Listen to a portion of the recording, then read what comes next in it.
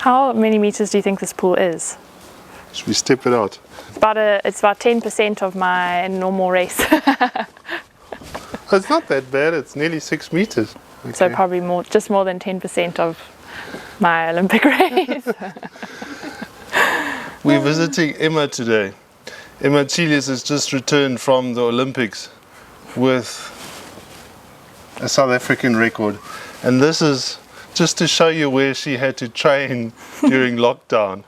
So this was my very short training pool that I used during lockdown when all the gyms and the swimming pools around the country were closed. I actually attached a stretch cord from this tree behind me, and it ran the length of this corner, and I attached a harness around my waist, and I swam basically stationary against resistance for as long as I could until the waves eventually pushed me onto the stairs, or until I got too cold and had to jump out, because at that stage it was going into May and June, which is quite cold even in Durban. But luckily I had my dad who would help me out with a few buckets of hot water straight from the geyser and that made it a little bit more bearable. But to finally get back into the swimming pool after lockdown was a great feeling.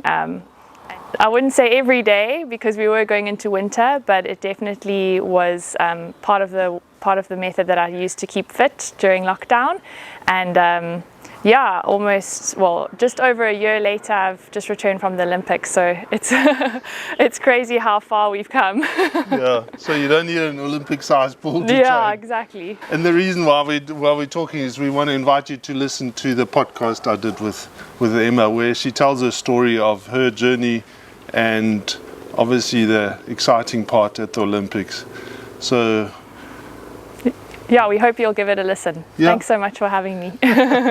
Thanks, Emma. And a big shout out to the kit. Yes. We got our veldskoens on. And Mr. Price Sport. Awesome Olympic partners. Thank you so much.